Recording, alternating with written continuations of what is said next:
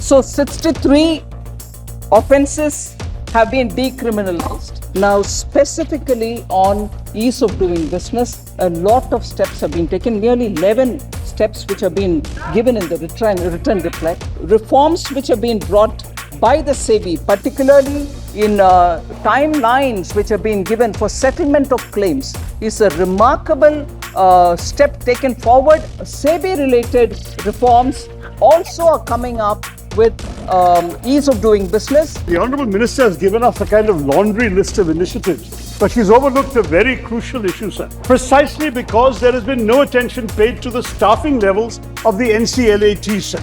Sounds very interesting to say I've given a laundry list, but we have done so many reforms. So we need to list it all. And I appeal to the Honourable Member to read it so that he can differentiate between a typical laundry list and a list of actions taken for reforming the process.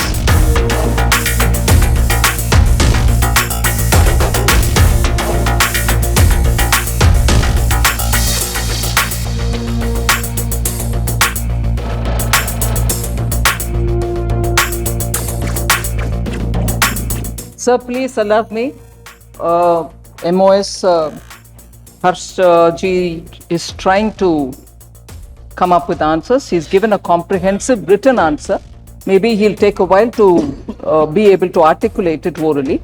But I just want to add some things which are very important from the point of view of the First Lady member who's asked this question, and also Shri Jagadambika Par.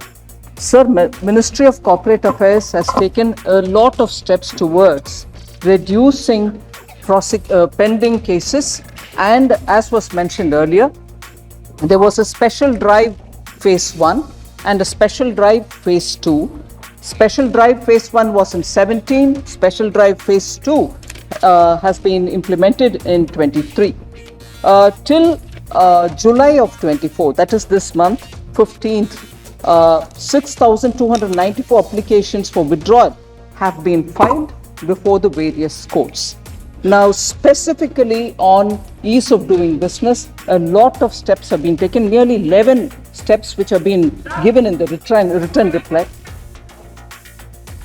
So, nearly 11 steps have been taken which were mentioned worthy, which are being specifically said in the reply. But most importantly, decriminalization of 63 major offences. एक minute माननीय सदस्य, बैठे बैठे प्रश्नकाल में नहीं बोला जाता है, टिप्पणी नहीं की जाती, ठीक है ना माननीय मंत्री जी? So 63 offences have been decriminalized, and as a result of which companies today are able to carry on their functions without the worry of compliance.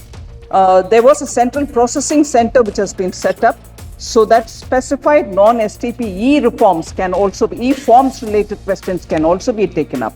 So the most important part of this is zero fee for incorporation has been brought in for companies with authorized capital of up to 15 lakhs, meaning small companies which have small capitals with which they start their business, there is no fee charged. These are as a matter of ease of doing business, other than simultaneously acting on reducing the pendency in the courts.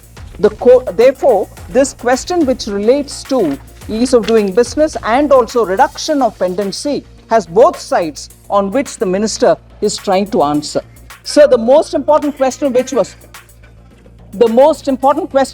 Jagadambika Pal raised about the SEBI, sir, I want to underline the fact that the reforms which have been brought by the SEBI, particularly in timelines which have been given for settlement of claims, is a remarkable step taken forward, and our markets have also been, and companies have also benefited from it. In fact, we are far ahead of the very many other countries where similar companies law operate. They are still not able to settle claims within even T+6, T+5 or T+4. We have even come to T+1, which is effectively being run today.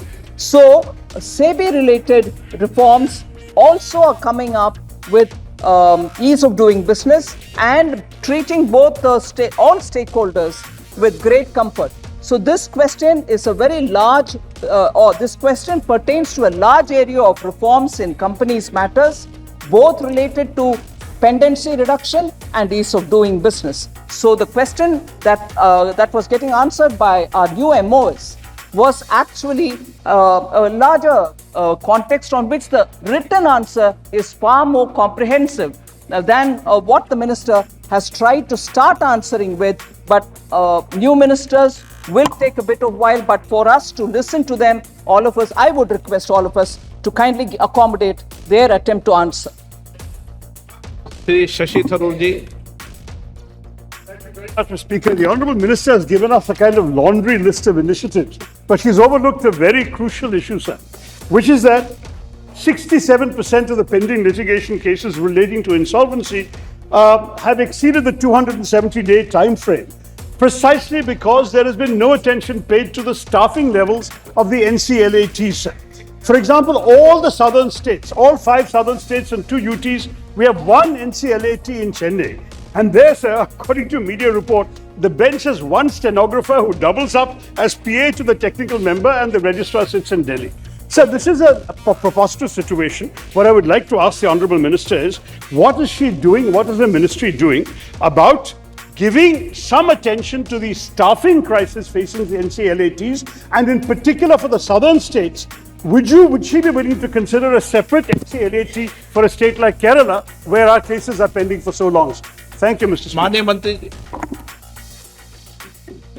Sounds very interesting to say I've given a laundry list, but we have done so many reforms. So we need to list it all.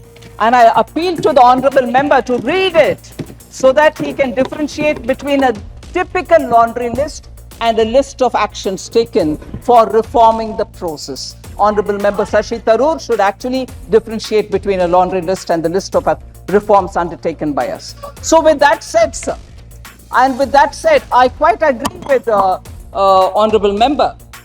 Staffing and filling up the vacancies of NCLT and NCLAT is a challenge which we are trying to meet. We are certainly conducting periodically interviews and also advertising for positions and working with the Supreme Court so that we get the right members to appoint them in the various company law tribunals. Yes, it is true that there is only one NCLAT, and that is located in Tamil Nadu. I'm sure for now at least, the southern states would find that it is not located in the north and it is in Chennai, and therefore for now at least NCLAT in Chennai would serve the purpose. However, I do appreciate that we need to have greater number of appellate tribunals, but this is not something which I can just do. Oh, so my mic is off. So it's not only the opposition members' mics which are getting off, even mine is off. If that satisfies you.